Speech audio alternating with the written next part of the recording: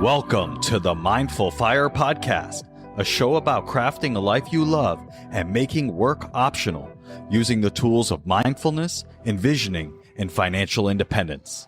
I'm your host, Adam Cuello, and I'm so glad you're here.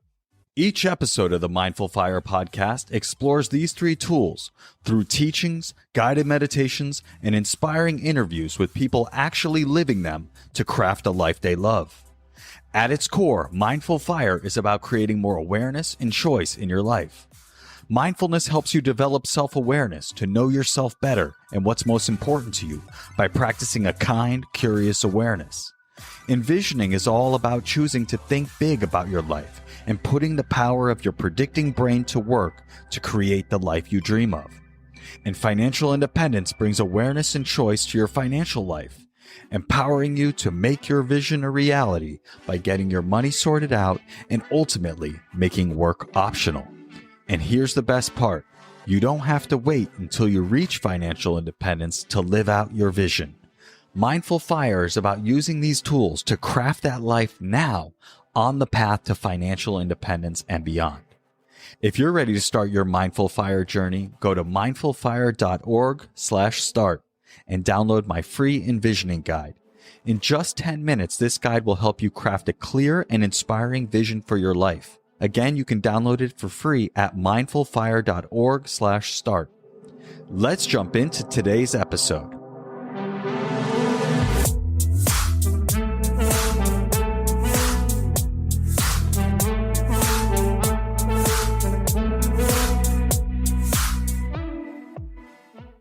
Jess, welcome to the Mindful Fire Podcast. I'm so glad to have you here.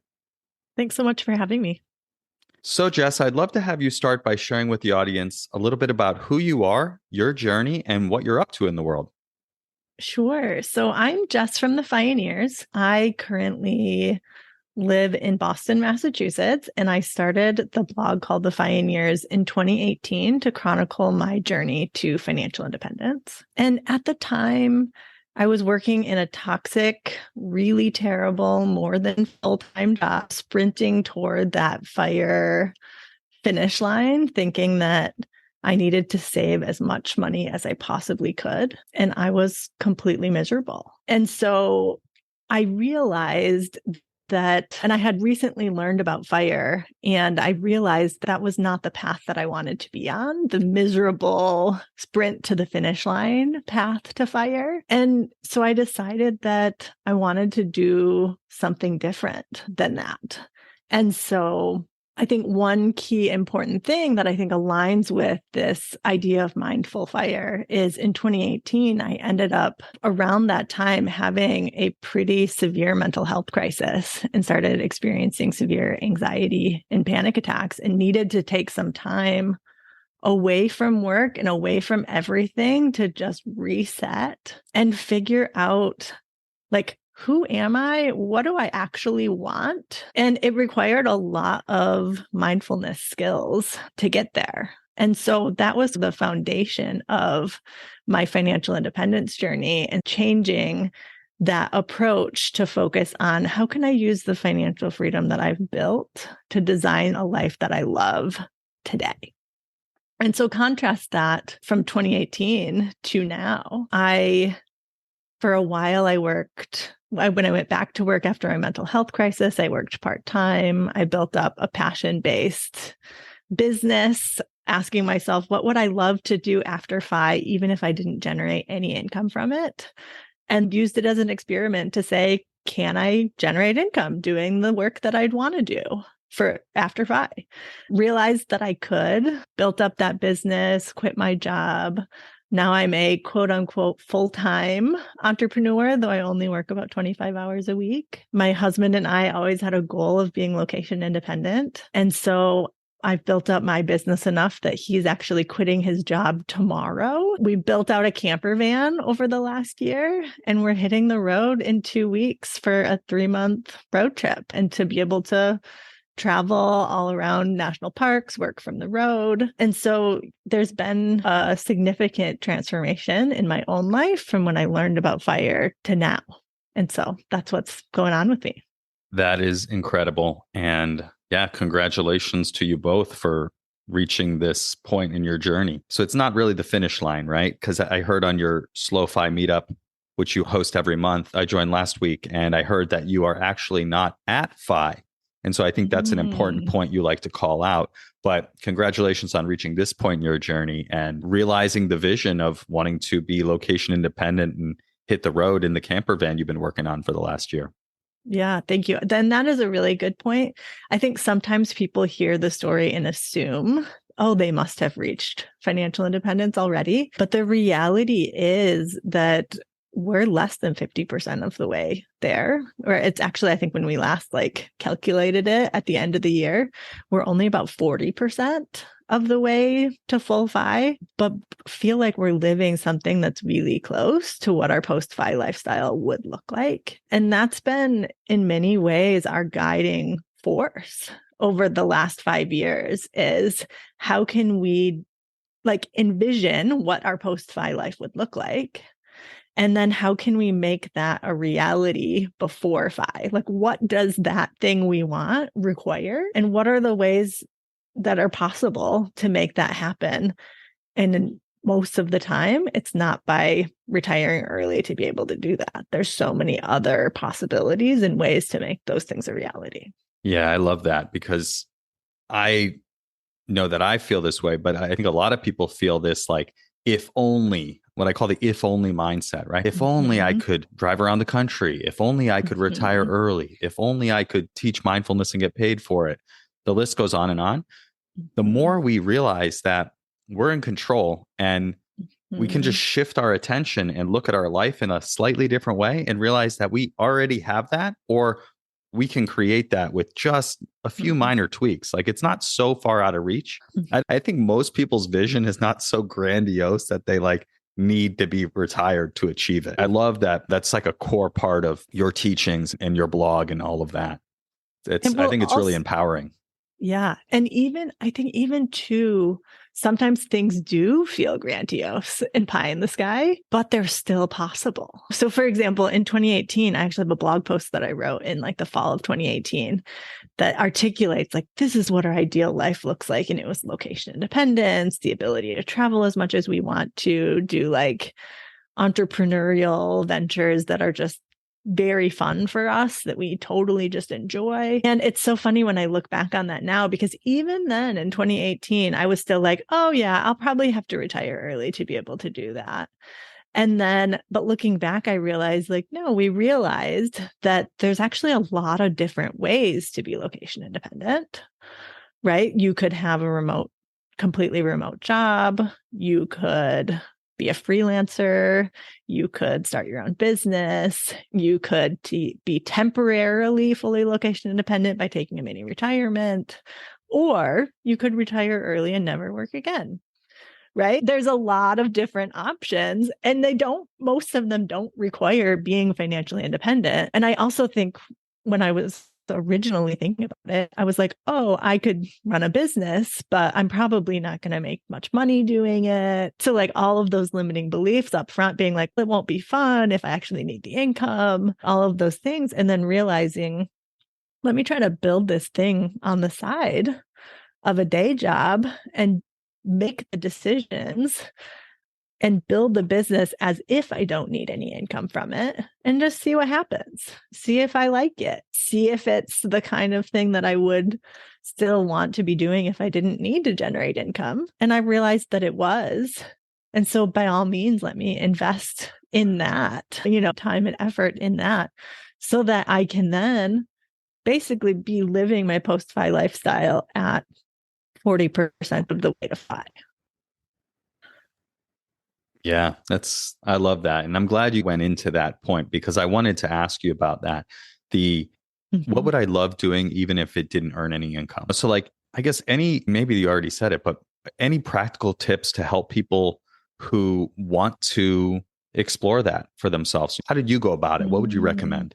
Yeah. I would say it's not necessarily a very fast process to figure that out. I think it requires a lot of introspection, idea generation, and experimentation to figure out what some of those things are. And so for me, part of what I did was I went through a lifestyle design process with a group of people. So similar to what I now do in coaching. And we looked at a few different things. And I would say I can walk through a little bit of the lifestyle design process that I went through and then now bring my clients through. And so the first step is introspection of figuring out what are the elements of my ideal life, right? What are the things that I love to do that I'm truly passionate about, right? What are my core motivations? Like what gets me excited, energized, and up in the morning? And then what is the context in which I can build a thriving life?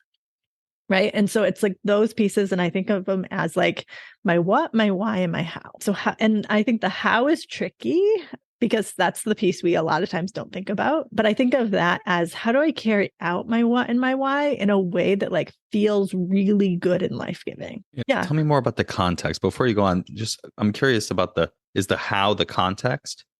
The how is the context. Yeah. Tell me a little bit more about that. Yeah. So the how is what is the amount of time that I want in my day focused on different things? So for me, and I guess it'll be helpful to have an example. So the how for me is I'm introverted, right? And so I need to make sure that I'm having a good balance of time between time spent like recharging and time spent with other people. And typically I like to spend more time with like small, intimate groups of people. Another thing about how I like to do things is I actually like to go really deep into a small number of things and build mastery doing them. And so I like new things and I really like to go deep and say, for example, one thing that's really fun for me is I like to play these really complex collaborative board games. And I think that's like a microcosm of my how in some ways, because I love to go deep. And so the ones where you have a character and the character builds over time and you get better and better at figuring out the game, right? So there's something for me about building mastery, as well as wanting to be doing it in a collaborative rather than a competitive way. So for me, I know that about myself as well. And then I also know that after a certain amount of time spending, time with people, I want to step away, right? And I need my time to rest and recharge. And so those are some important pieces of context for me is like when I think about it in terms of my coaching and the work that I do now, I have a certain number of groups that I'll run at any given time.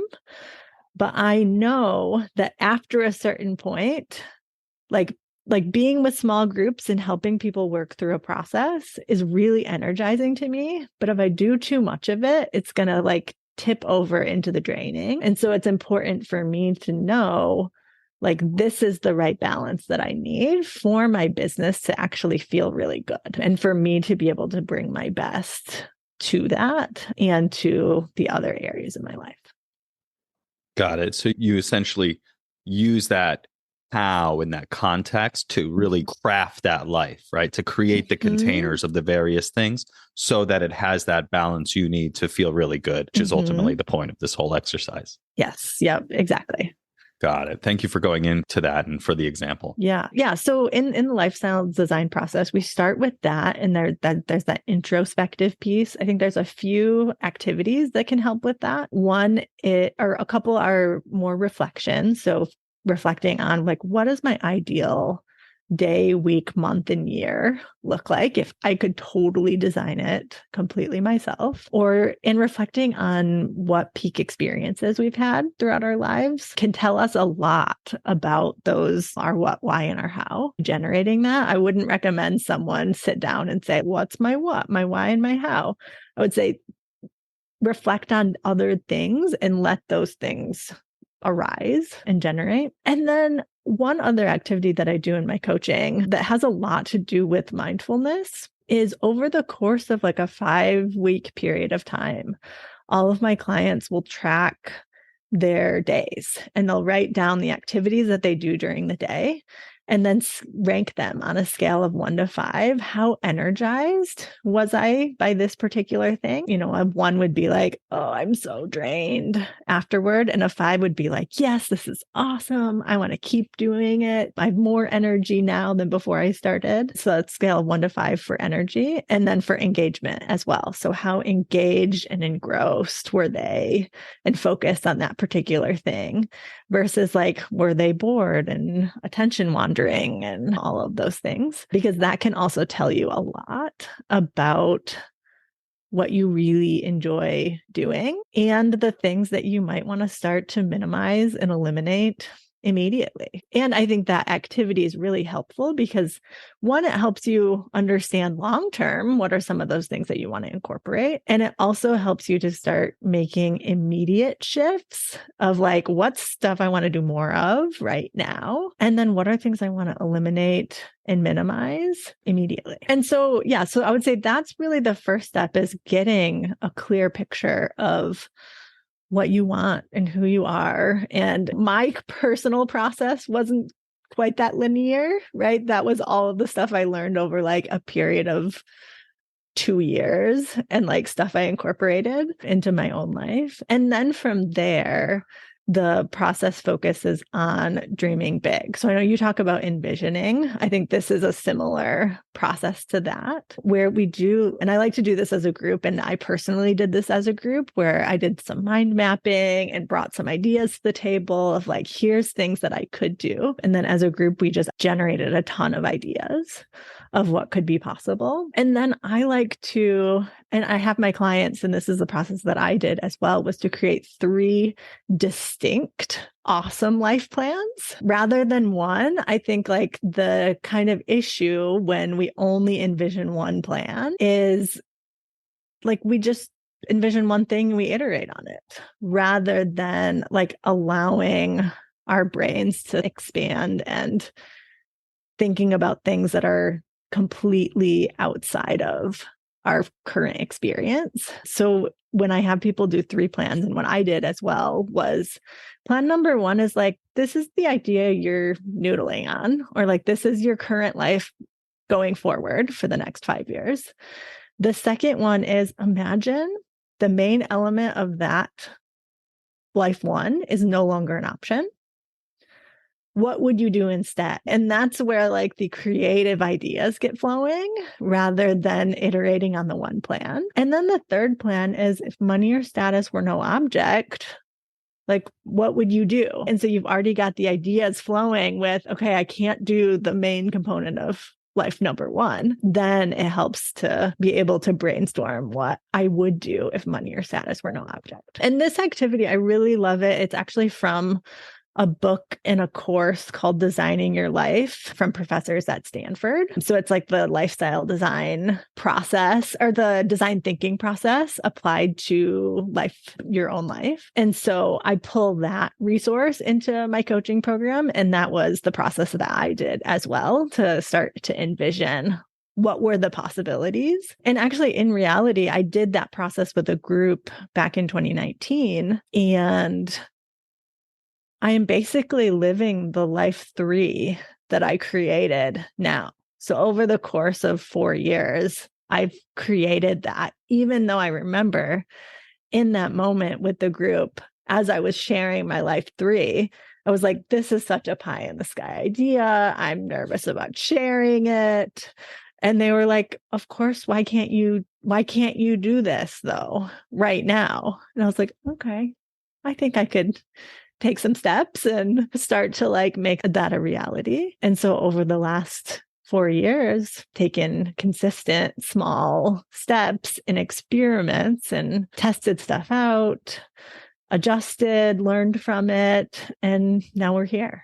I love that so much. I really love that. The 3 distinct life paths, like that is such a good idea. Clearly, I have not read far enough in that book, Designing Your Life. I was reading that, but I did not get too far into it.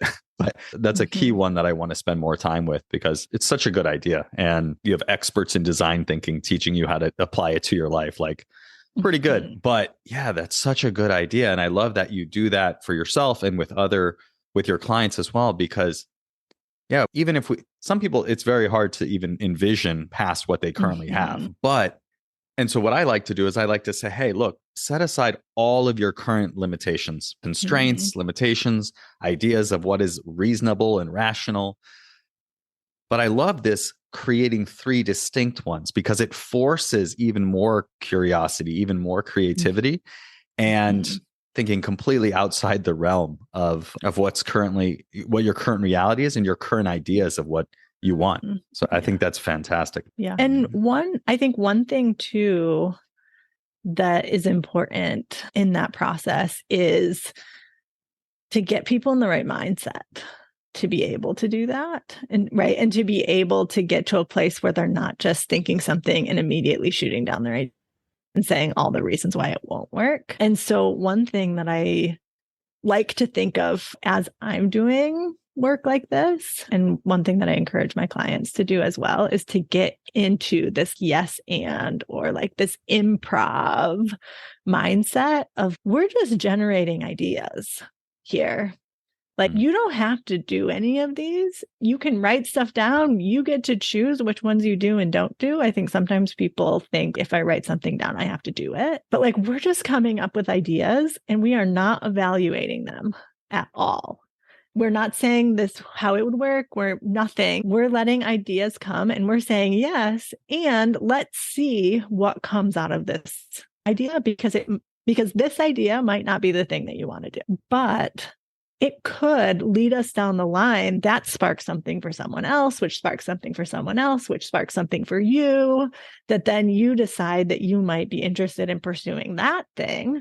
But had you shut down idea A, like you wouldn't have never gotten to ideas B, C, D, or E. And so that's I think an important piece of getting into the process too, is getting into that mindset of idea generation without criticizing.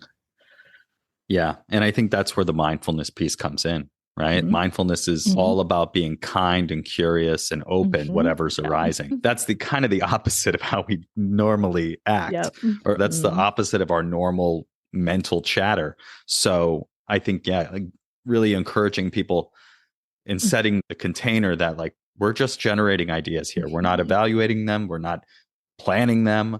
We are just generating ideas. Yeah, and I think one important thing about the process too, and speaking of mindfulness, is like if you do realize that you're evaluating the ideas and shutting them down, like that's okay. We all do that. Like similar to meditation, it's like, oh, if I realize my mind has wandered, the purpose of that is to say, oh, I'm noting it. My mind has wandered. Now I'm going to come back. And that's exactly what we want to do with brainstorming as well, is we want to notice, oh, I'm criticizing. Okay, I want to let that go. I'm not going to berate myself for it. I'm just going to say that's a natural human thing to do. And now I'm going to come back to focusing on the possibilities and the ideas being generated.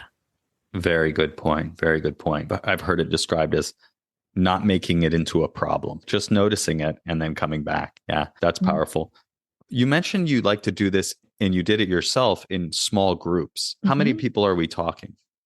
Yeah. So when I went through the process, so it was a group of 4 people. And now in my group coaching, I do groups of 3 or 4 with me being a facilitator of those processes. So it's you and 3 other people in a scene where you do this, not like a larger group and then you break people into smaller groups.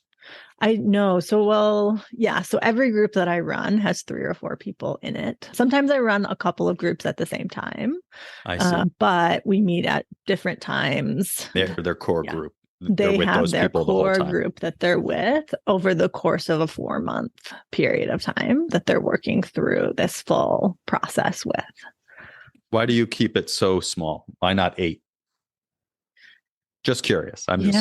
So I would say the main reason is, I guess there's a few reasons. I think one of them is I'm an introvert and I know I'm not sure. I don't think I would be comfortable moving through a process where I'm like deeply sharing the things that I'm learning with 8 other people. I think that would feel hard and probably a little bit scary.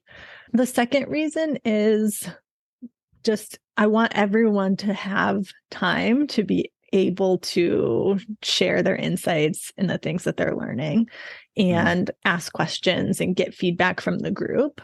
And that's just not possible when you have a larger group, I think, right? Like we have 90-minute sessions every other week, and the sessions are like bursting at the seams. We have so much that we're trying to cover. And every person has like their time to share, here's what they learned in the pre-work, and get ideas and questions and comments from people in the group, helping them connect the dots between the things that they have said in previous sessions. And I think without having like 3-hour sessions every other week where people would not be able to stay focused until the end of it, like I've decided like 4 is really the max for the program and at the level of depth that I want people to be able to go, to be able to really get like learn and transform the way that they're approaching their life.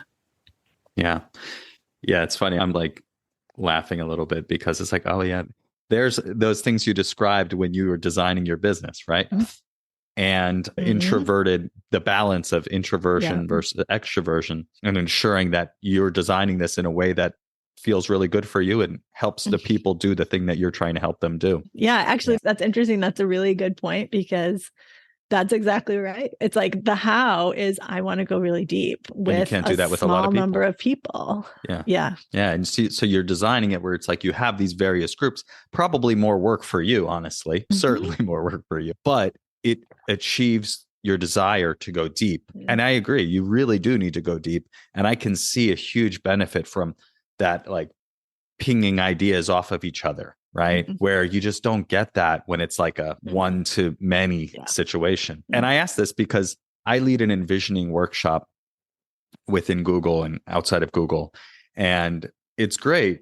But when it comes time to invite people to share, to try to achieve that goal, one time I did it and literally 25% of the people on the call dropped off the call. They left. They just left. And so people don't like to share in front, especially in front of their coworkers. Yeah, I would say that's definitely a big I can imagine that it would be a harder barrier too. Yeah. So I got to find a way I have some ideas on how to like incorporate these smaller groups, maybe with some more space, just so that they can do that and to the degree that they're comfortable. But I see a lot of benefit in the way that you're doing it with you as a facilitator in that small group. I'm sure there's a huge level of trust that you establish with them before you really put them on the spot. Not like talking for an hour and being like, hey, share your deepest vision with your boss. Yes, exactly. Yeah. So much already, Jess. Yeah. And I guess one thing that I would say too is once people have gone through that main program, I do have a like annual clarity process that I can bring people through to set like what's their vision for the coming year and actually creating that into a plan. And then people can participate from there in mastermind groups and get support and accountability to carry out their plan. For those, I have done retreats and sessions where like I'm teaching and then they're breaking into small groups. But at that point, these people have been through the full program and understand I think, norms and the ethos of the community and this like approach toward possibilities. But when people are going through this process for the first time, I think it's hard for people to recognize and to call each other out in a really nice way when someone isn't focusing on possibilities or they are getting into that critique around their own ideas. And so having a facilitator there, I think for people as they're working through it that first time, as they're building some of the mindset and skills to be able to do this like design work effectively, it's helpful to have a skilled facilitator with them.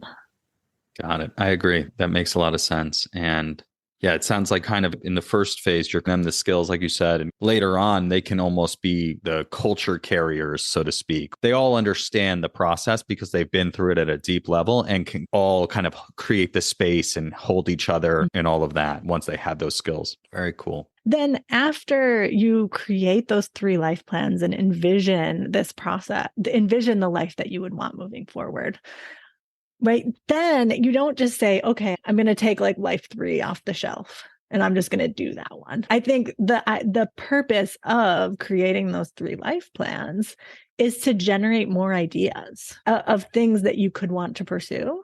And then what you get to do from there is to say, okay, from these 3 life plans, what are the ideas and the activities and the things that I'm interested in exploring more? And then you move into the 3rd step of the process, which is experimentation, or I call it experiment and adjust. Okay. And so you take each one of those things, and it's interesting. It's a pretty systematic process. You actually can write down, what are all of the questions that I have about this particular thing, which could be things like, would I actually enjoy it? How do people make money doing that thing?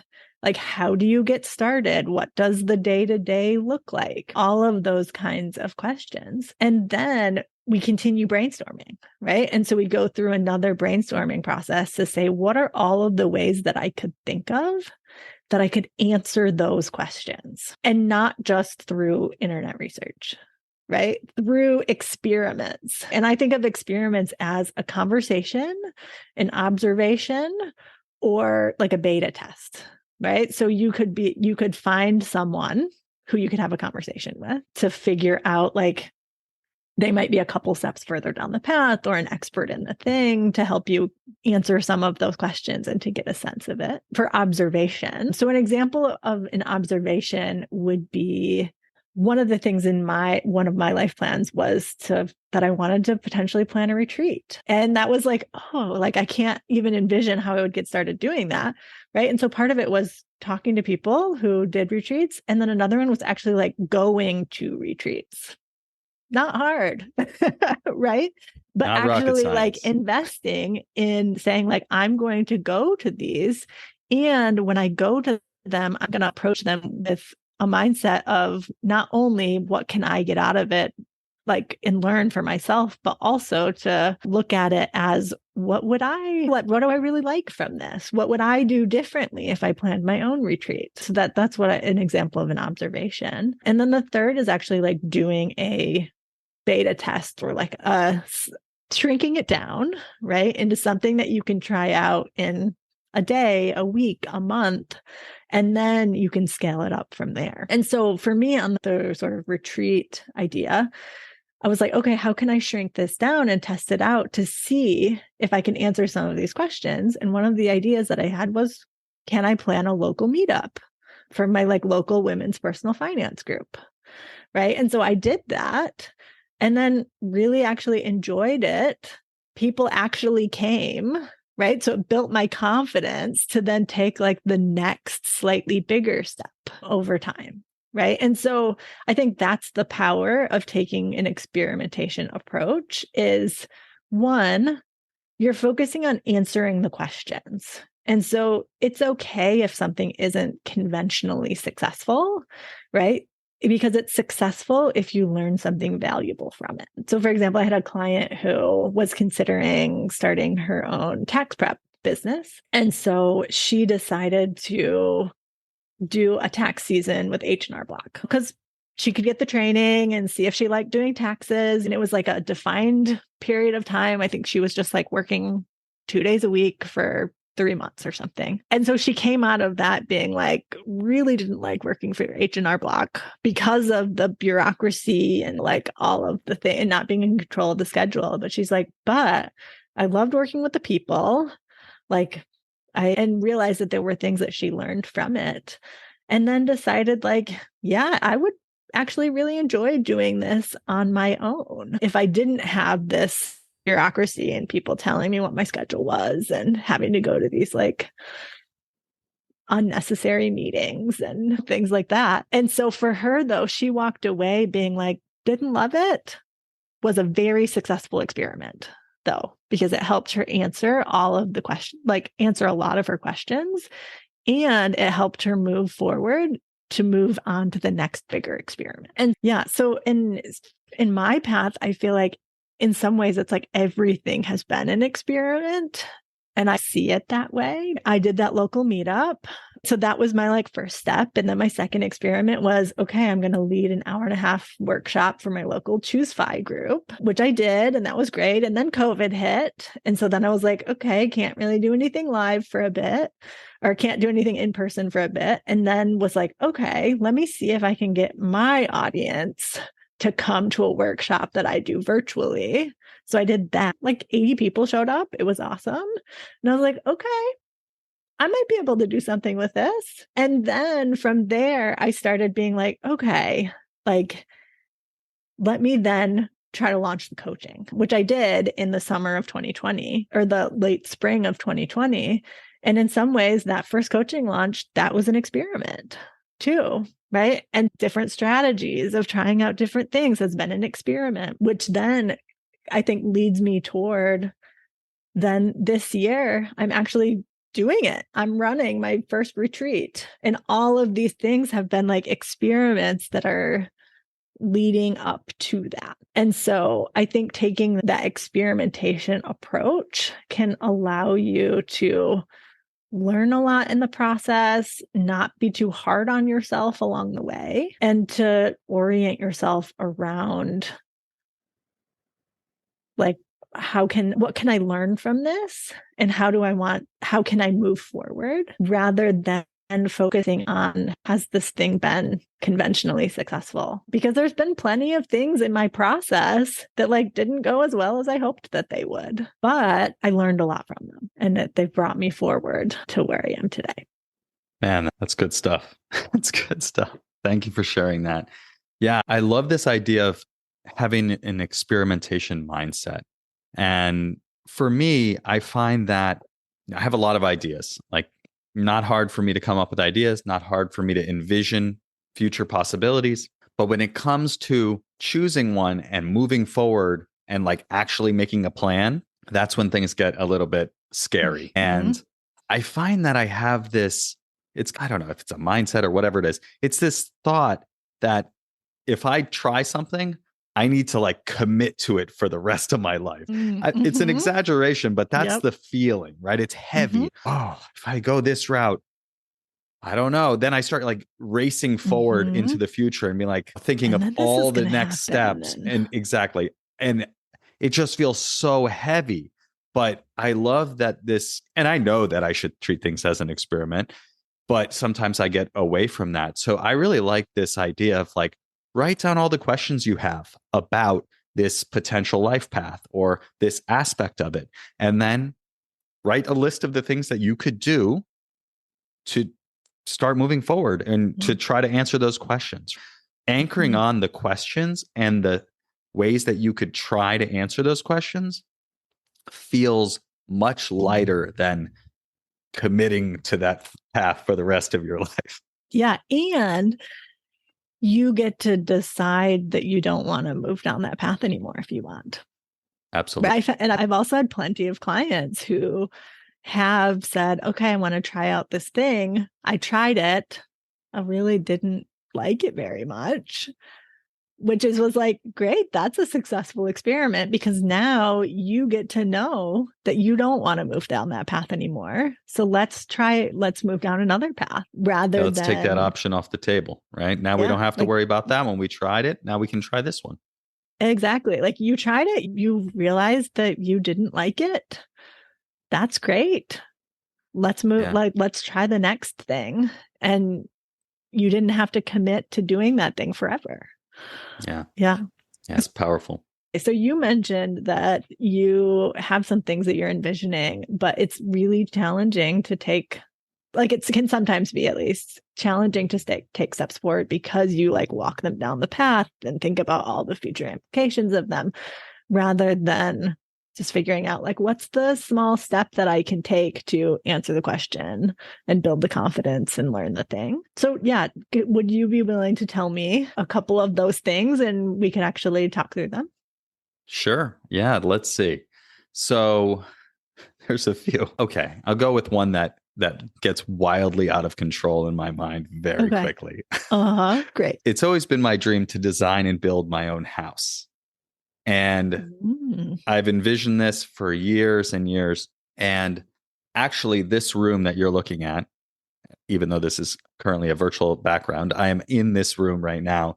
And this is exactly what I envisioned to a large degree. Envisioned it as like the great room of the house, but this is a sunroom. But I didn't have to build this. I was able to just buy this house, and I feel like things just align beautifully. And here I am in this room doing all the things that I envision wanting to do. That said, I still have this dream of designing and building what I call, and I've talked about on the podcast, the skate park casita. I was a rollerblader. This is all sounding ridiculous. It's all sounding very ridiculous. But when I was younger, I was a aggressive inline rollerblader. And I would do tricks on rollerblades, essentially, and skateboard and stuff like that. And I went to this camp called Woodward, and I always wanted to create my own Camp Woodward. And interestingly, it was that kind of merged with this idea of always like I wanted to be an architect, and that's why I wanted to design and build my own house. And this is what I'm talking about. It gets very complex in my head. But this is great, though. This is good. I'm not even to the part where I'm telling you the thing yet. Okay. But it's okay. Ultimately, I had this vision of wanting to go back to this camp and creating my own version of this camp. That was like my dream when I was younger.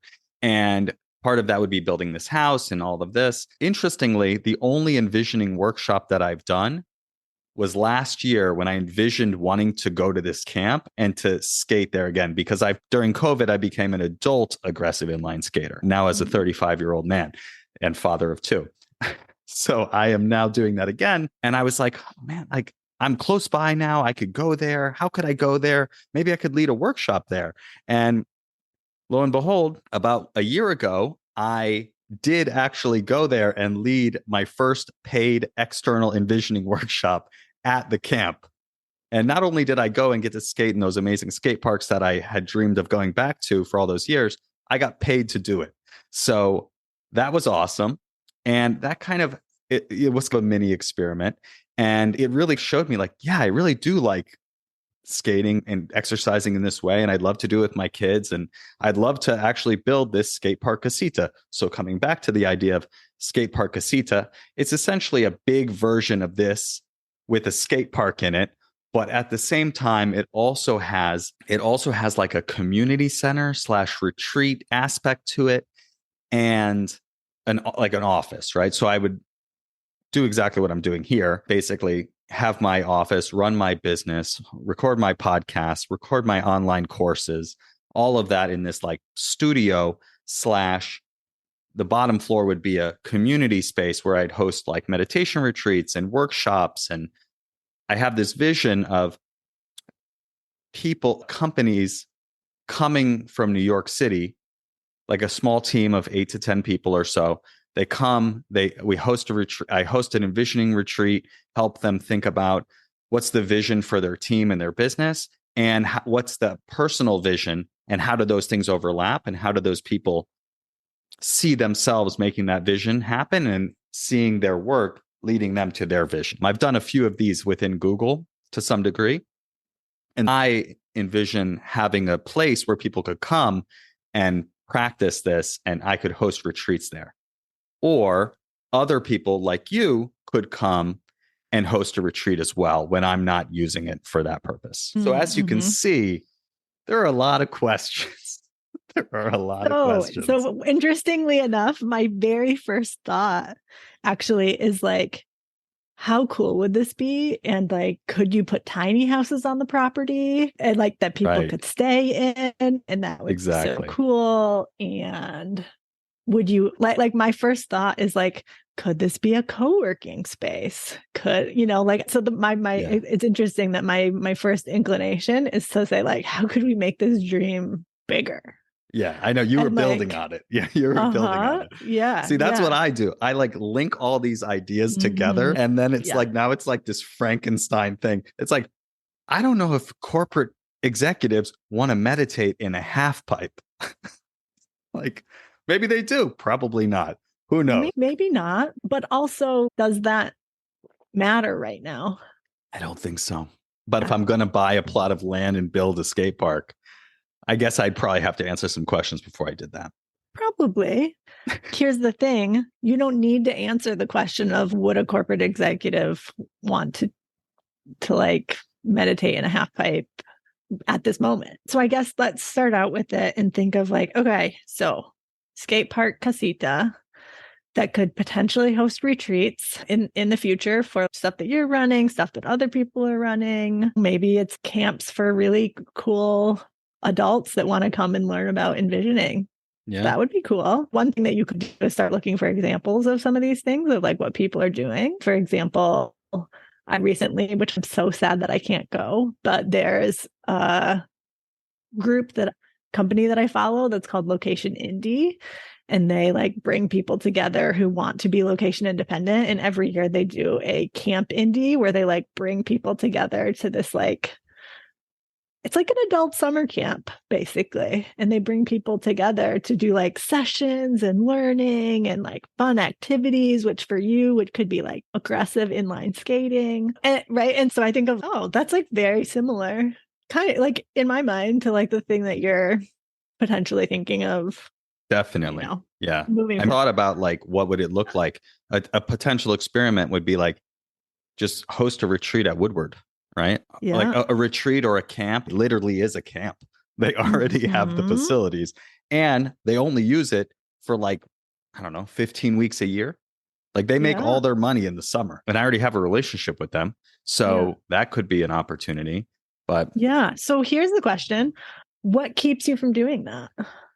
A lot of questions around like, one, how could I do it with my family? I could bring them along for sure. That could be a possibility. I have the kids and the family and the job. And also it's far away. It's like 4 hours away from New York City, probably, or three and a half hours away. Yeah. I don't know. I think it's just like all the, it's what I was describing before. It's like all the things. Does anyone want to pay for this? Is anyone willing to do it? Like, all these things that need to be answered. So that's I like your approach with the questions. Because right now they're just swirling in my head. Yeah. So then the key thing to do here is like write them down. So I actually have written some of them down. Like, how would I do this with my family? And how would I do this knowing that you work a traditional job? And like, would someone pay for this? So those are 3 questions. So how could you answer some of these questions? Like, let's start with how would you do this with your family?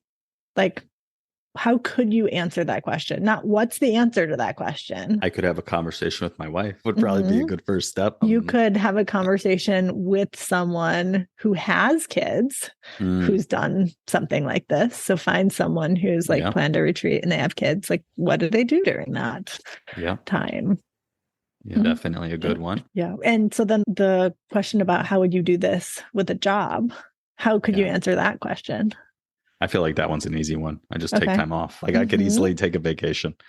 I'm not talking about doing this for a month, a weekend. Yeah. Yeah, that could definitely be done pretty easily. And you could potentially like talk to someone who has planned retreats while having a full-time job. So for example, the person who puts on the Camp Fi events, I believe he works for a regular traditional job and like just does Camp Fi on the side and does like, I don't know, 6 to 8 of them a year. A good point. And like, it's just his side thing and that I think wanted like, to do it and he made it happen like you're doing. Yeah.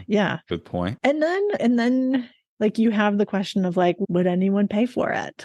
How would you go about trying to answer that question? Talk to people who would be potentially interested in it. Put out a invitation to chat on to my email list or on my LinkedIn.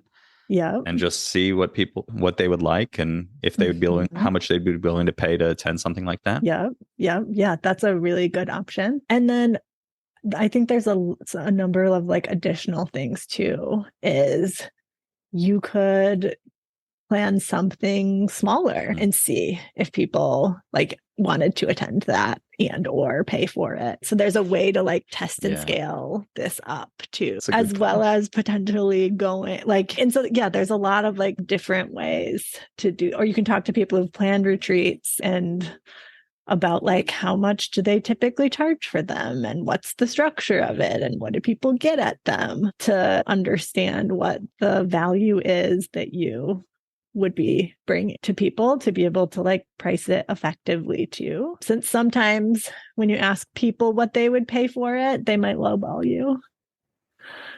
Right. It's true. So, yeah. Yeah, it's a good point. And you got to really map out what the outcome is and what the benefits are of it and what those are worth to people. And that's powerful stuff. Yeah, I like that, because you just told me how you did the step by step, but then I forgot all about that when I was thinking about my own thing. It's easy to jump right to the like, oh, I need to do the big thing right away. But it's like, how can we actually shrink it down to something smaller? So here's one example. I have one client who was planning to take the summers off, or wanted to. That was like one of his big goals, was he wanted to be able to take the summers off with his wife and his kids, because his wife works in education. And they took them on a daycare for the summer. And one of his questions was, what would I do? Would it feel good? Would it be exciting, enjoyable? And so he actually took a full week off work to just test out what would the summer feel like. And he like organized his schedule to do the things that he would do in the summer. And that helped him answer the questions of like, yes, this is how I want to feel. And I think helped to inspire him to move forward to actually become an entrepreneur and quit his job, because he was like, I want to feel like that week that I took the week off to like test out what my ideal schedule would be. So there's so many different kinds of experiments. Yeah, I love that. Right. Setting aside my example for a moment, but I think that it makes for people pursuing financial independence, right? Like a lot of people are so focused on getting to that end goal, and then they get there and they have no idea what they want to do because they haven't done these experiments. So I think things like sabbaticals or mini retirements or even just a week off, right? I actually did that long time ago. I was in Barcelona with my wife, and I was staying with a friend, and my wife went back ahead of me, and I stayed for a week and kind of just like experimented. What would it be like being a location independent entrepreneur? And I just worked on my side hustle for a week, and it was great. It was super fun. I'm like, yeah, this would be fun. I think it's really important to do this experimentation. Yeah. And then one other thing that I would say, so on the like building of your house, wanting to like potentially build your own house piece, I had a client who had that as a thing that he was interested in exploring. And so a few small experiments of things that he did was, one, he actually went and did some volunteer days with Habitat for Humanity to actually build houses and learn about the different components of different things, because they actually teach you a lot to be able to actually do the work. And he learned a lot and like really enjoyed the time. He then also did like a complete renovation of like one of the rooms of his house and made like his wife this like beautiful craft room, and like really enjoyed that and learned some of the software of like how to actually like create it and work through that whole process. And then his next experiment was actually creating a separate like office structure for him in his backyard. So like he's using his backyard to create this, and he got all the permits and figured out how to do the foundation, is like in the process of actually like building this external, beautiful, very sunny lit office that he can now do his work from. And all of this is giving him information, whether whether he really wants to build his whole like own full house in the future. And in the process, he's learning a lot, and he's getting to have the same level of enjoyment of the process as he would actually building the house. And so it's not just thinking about it and anticipating it. He's actually getting to do the things and experience the enjoyment of that now, rather than waiting until he has enough money or time or whatever to do his entire new house build. I really like that. That was the initial idea, right? And then I was like, Mhm. maybe I want to host retreats as well. But then it's like, my wife's like, I don't want randos from the internet coming to my house. My kids live. That's a reasonable request. So I'm between like, do I just want to build this as an office and skate park on my property? Or do I want to do this bigger vision? Or maybe it could be both or something. I don't know. But there are a list of questions. Both. Like you could start down these parallel paths of like testing out the building of the house piece and the stuff on your property and doing these retreats, but you could do them at Woodward. And then you could eventually figure out how you would want to marry the two. Yeah, exactly. And if you do at all, like you don't need to know the answers before getting started. Yeah, and a big part of this is I want to host the workshops either way, right? I know that I love facilitation, that I love mindfulness and envisioning and talking about it and helping people connect the dots for themselves. So like I could get a company to hire me and I could go do it at their office. Like I don't need to buy land and build a thing just to hope that they want to come here. A lot easier just to go there. And that's actually a really good thing to experiment with.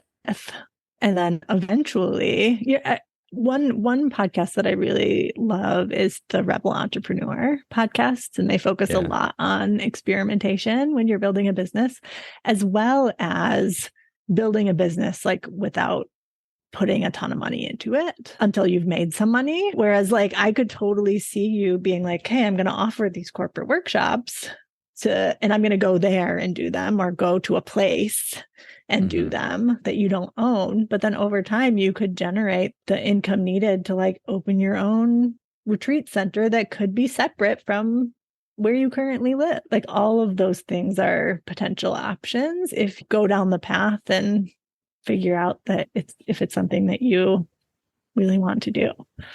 Yeah, definitely. Thank you for going through that with me, Jess. That was definitely illuminating, and hopefully people can apply what you were walking me through to their own situation. I think that there's a lot of value in that. So Jess, speaking of retreats, you said earlier that you're going to be leading your first in-person retreat later this year. Would love to hear more about that.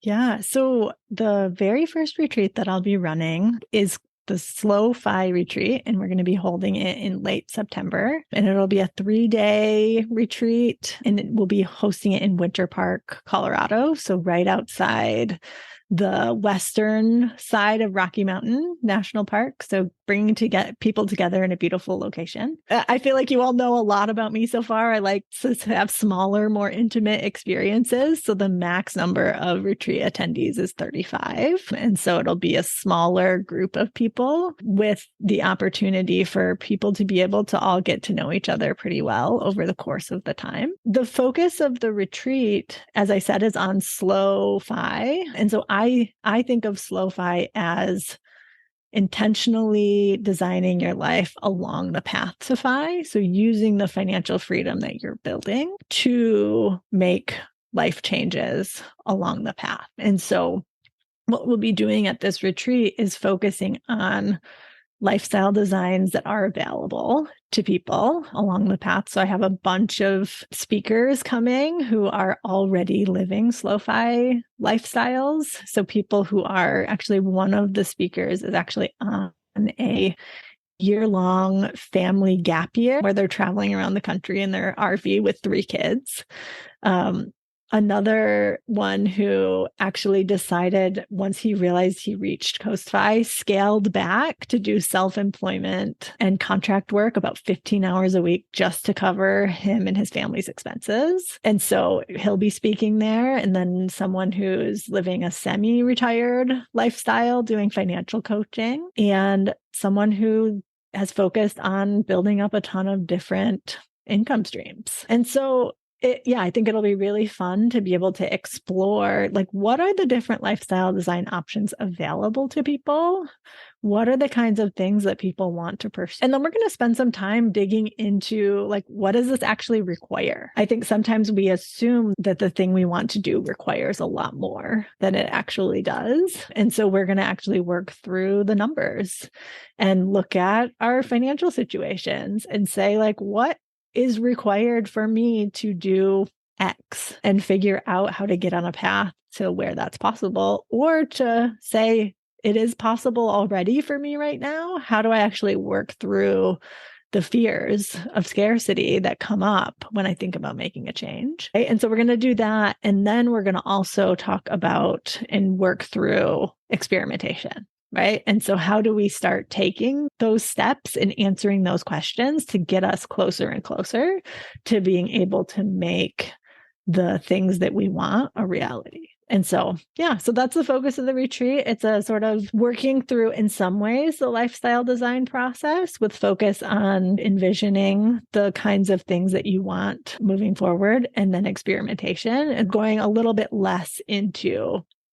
the like brainstorming and a lot of the self-reflection, hoping people will come in having done some of those things to be able to, work through, here's some ideas that I have, and here's some steps that I can take coming out of the retreat. Got it. So it sounds like people will come in with a handful of ideas they might want to map out or dive into more. Yep. Yeah, partially. And that there will be a panel. So with the speakers of like all the different kinds of things that they've done, so that people can learn and start to get a sense of like, oh, this person is taking a full year off, or this person has started a business doing X, or this person is working seasonally doing XYZ thing. So to just get a sense of, here are the things that are possible, and what ones am I interested in exploring more of? And then they can go have conversations with that person who's doing it. Yeah. Yep. I love that. That's really what I'm trying to do with the podcast, right? Like expose people to people like yourself who are living this already. But the retreat takes it to a next level where you literally can go up and talk to that person and ask them 100 questions that are on your mind. Yeah. So how can people learn more and sign up? Yeah. So people can find all the information that they need on my website, which is thefioneers.com. And if you go to the website under the programs tab, or if you scroll down on the page, you'll see a place to be able to sign up for the retreat. I think there's like 6 or 7 spots still available for the retreat. And so if you want to sign up for that, people can do that still as well. All right. Very good. Yeah, I'll put a link to that in the show notes for sure. And hopefully by the time this comes out, there's some spots left. Maybe I'll fast track this so that we can get it out there. Cool. As you were thinking about, okay, now's the time for the retreat. I've taken the small experiments. I realized I really like this and I would love to do a retreat. How did you go from, all right, I'm going to do a retreat, to it's booked, people are signed up, we're doing it? Yeah. So that's a really good question. And so I think part of it was throughout, right? I started my coaching business at like the very beginning of COVID. And so I may have done retreats sooner, potentially, had it not been the sort of COVID issue. But I had built my confidence by building up that business and having regular clients, building up my email list. And I've mentioned it over the years of like, I'd love to run retreats. That's one of my ultimate goals, waiting until things are better with COVID. And then I actually had some people on my email list reach out to me to say, I just want to put a plug in here. I want you to run a retreat. And I want you to do it soon because I want to come to it. And so that to me was like, okay, great. So now like this might be the right time. And I was starting to also get back into going to live events and retreats again. And so was like, okay, this is the time to actually dig back into it. And so then at first I was like, okay, what are my first steps to actually make this a reality? And so the very first thing that I did was I made a list of the people who I know who run retreats, and I reached out to them by email, had a couple conversations, I thought about the events that I had been to in the past. I was starting to think about like, okay, what are the kinds of venues that people do? Like, what are the different options? And then I actually talked to my spouse who has done retreats for work. And he was like, just go, because I was looking at like, if we did a hotel and whatever, like it could be really expensive. And he was like, find a retreat center that like has everything included. And I was like, okay, that's a good idea. And I started looking into that and realizing it's really a easier, less expensive way of doing it to be at a place that's designed for retreats. And so, yeah, then I just started to reach out to places and have conversations and ask them questions. And I didn't worry about, would I be asking them a stupid question? I think there was one, I just called up a guy and I was like, this is my first retreat. I'm just trying to get a sense of what you guys even offer. And so I started having conversations with people and then just like pretty easily honed in on one place being the best option for me for this year. And so then, yeah, I booked it.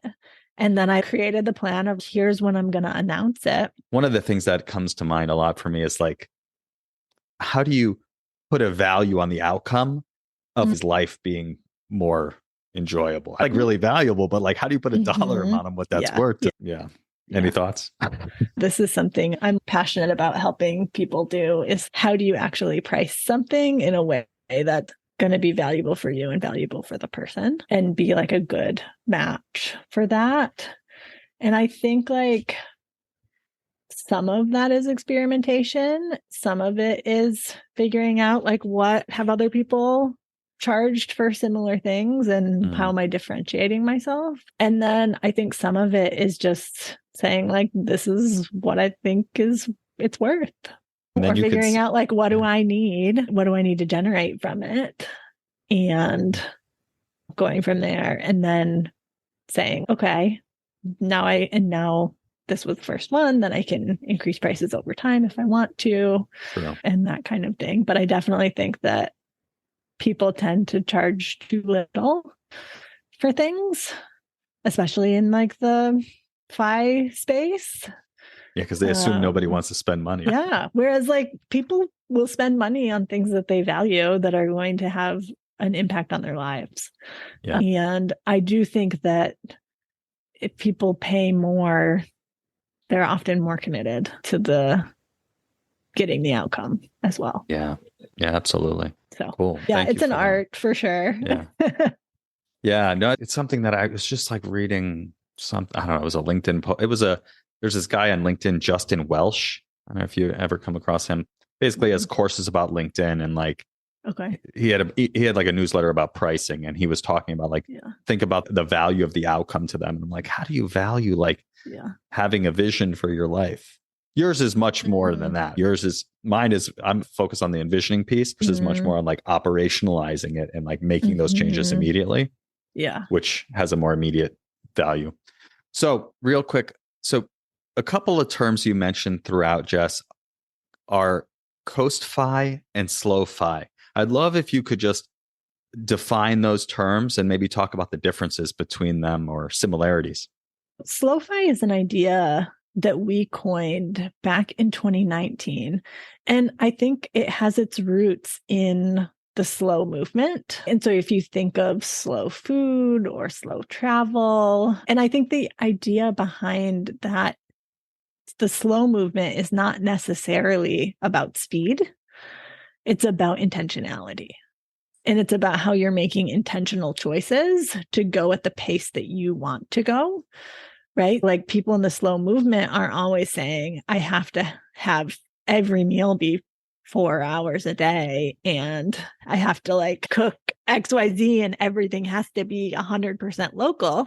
It's like they're saying, I want to be intentional about the way that I'm doing this. And so that's how I think about slow fi as well, is it's each person being intentional about taking a path that works for them and their situation and designing a life that they want to be living all along the way and using their finances and balancing them to be able to focus on the now and the long term. Coast Fi, I would say, is a subset, like a sort of subtopic of Slow Fi. So I would say underneath Slow Fi, there's various different financial freedom stages that can unlock new lifestyle designs. Fi is one of those things. So Coast Fi is the point where savings becomes optional. So it's the point you've saved enough for your traditional retirement, depending on your age and the expenses, annual expenses that you want in the future, where the market's going to do the heavy lifting for you.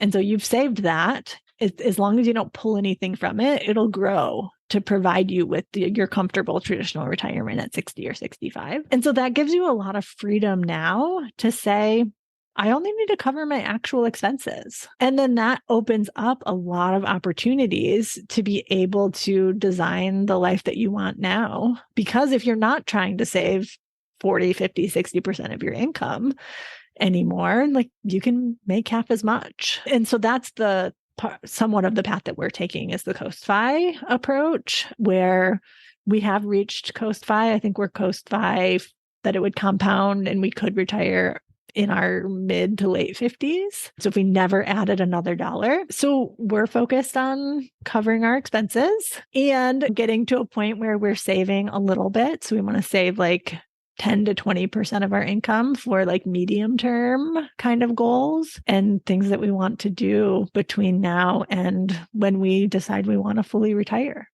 Very cool. Yeah. If you went hardcore Coast Fi, you wouldn't touch your saved money. That would be growing and you would generate enough income minus taxes to live off of in the given year. Right. Yeah. And so if you wanted to do something else, say like buy an RV or buy a house or something, you would need to build that into your plan and include an additional amount of income that you're saving for that intermediate term goal, because you wouldn't want to pull out from the savings because that would mess up the timeline for traditional retirement. Yeah, that's exactly right. Yeah. And yeah, it's like thinking, I guess it's thinking about it in the buckets. Or for us, one way that we think about it too could be to say, okay, this one decision would mean retirement at 57 instead of 56. Are we okay with that? And so we could pull it from that bucket if that is a trade-off that we're willing to make. Or we are able to build up some sort of cash reserves or investments that we can use for some more of those interim term goals, which, I'm actually a pretty risk averse person, which is interesting given the kind of work that I do and the kind of lifestyle that we're actually living. But we have a plan A and a plan B and a plan C and a plan D. And we've worked through if this doesn't work, we have this, and that kind of thing. And it's not a worst case scenario thinking. It's more of a problem solving thinking of this happened, what would we do? And yeah, I think for us though, to have that level of comfort that gives us the freedom and flexibility to move forward in the way that we want. We feel like having that 10 to 20% savings buffer still makes us feel comfortable with our plan moving forward. Yeah, and the nice thing is you're an entrepreneur. Your income can scale as much as you want it, and you can work as much or as little as you want to achieve the income that you're hoping for and needing to support your life, especially once you've dialed it in, like you have, you've gotten the business up and running and in a good state. Yeah. And actually one of the questions that I'm weighing is, sure, it would be good to make a little bit more money, but can I do it in less time?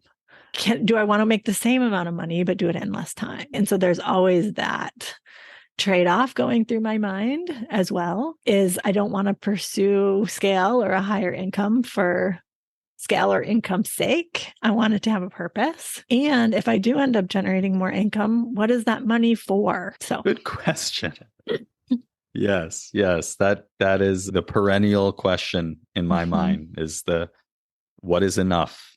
Right? Which means once you have enough, what is the extra money for? Yeah. So let's switch gears to the Mindful Fire Final Four. So the first question is about envisioning. We've talked about a lot of the things you've envisioned, but is there anything you're currently envisioning for your life?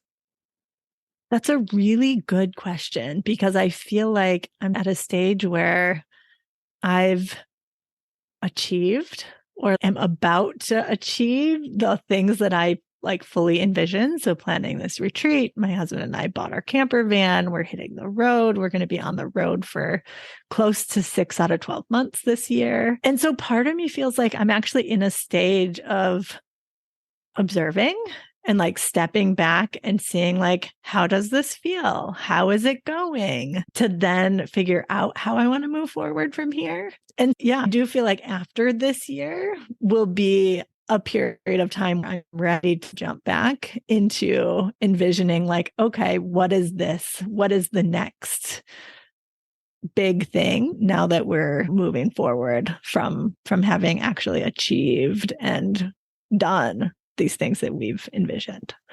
Yeah. I'm glad that I asked that question. I was feeling a little weird about asking it because like you're achieving everything that you envisioned. And then I ask you this, what else? And which kind of gets back to the question of like, what is enough? And the constant chasing that we do as human beings. And that I certainly do.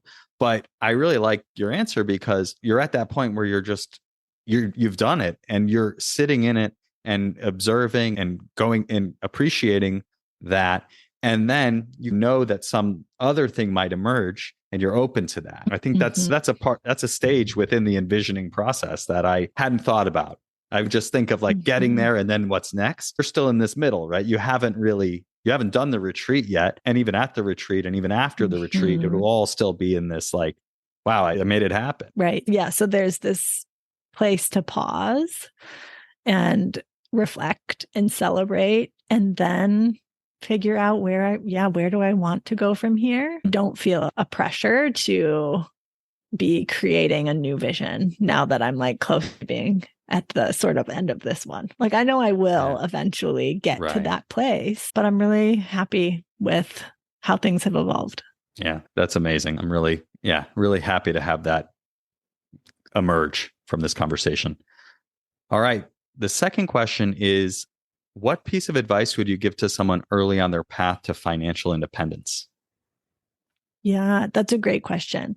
So I think the advice that I would give someone early on their path is to figure out what you're saving for and what do you actually want your life to look like. I think that's the hard thing. That's the hardest part of the process and the most valuable part of the process. And because as we were talking about, you don't want to get to the finish line and be like, oh, I have no idea what I'm going to do. That's a recipe for disappointment and depression or just one more year syndrome and just continuing to feel like you don't have enough. And so figuring out what your ideal life could look like and starting to ask some of those questions about what is actually required to make this happen. And usually it's not full financial independence. Yeah, well said. The third question is, what piece of advice would you give to someone getting started with meditation and or mindfulness? Yeah, that's a great question. I would say the one thing that people could do would be to do guided meditations. I think those are extremely valuable for people who are just getting started. I personally really like the Headspace app. I've used that for years and years now. I think I recently saw that I had 1,800 minutes of meditation over the last 5 years or something crazy. So yeah, I would highly recommend doing some guided meditations. Even after 5 years of it, I don't do unguided meditation. It's very challenging. So yeah, I would start there. Great advice. Yeah, there's a ton of great apps out there. And of course, you can find a bunch of guided meditations on this podcast as well, wherever you're listening to this, all different types. But yeah, it's definitely helpful to start with guided. And the last question, Jess, is how can people connect with you online and learn more about your blog and your content and the retreat that we were discussing? Yeah. So I can be found on my website, which is thefioneers.com. So it's like pioneers, but with an F for or financial independence. And then you can find me on any of the social platforms at the Fioneers. And then I do have a private Facebook group for people who are interested in slow-fi and lifestyle design. And you can find that at thefioneers.com/FB for Facebook. Wonderful. I will link all of that up in the show notes so people can find that easily. And yeah, thank you so much, Jess, for being here. This was better than I could even have imagined. And I'm very grateful for you coming and sharing your wisdom with me in the audience. For sure. Thanks so much for having me. Thanks for joining me on today's episode of the Mindful Fire podcast. If you enjoyed today's episode, I invite you to hit subscribe wherever you're listening to this. This just lets the platforms know you're getting value from the episodes and you want to be here when I release additional content. If you're ready to start your Mindful Fire journey, go to mindfulfire.org/start and download my free envisioning guide. In just 10 minutes, this guide will help you craft a clear and inspiring vision for your life. Again, you can download it for free at mindfulfire.org/start. Thanks again, and I'll catch you next time on the Mindful Fire podcast.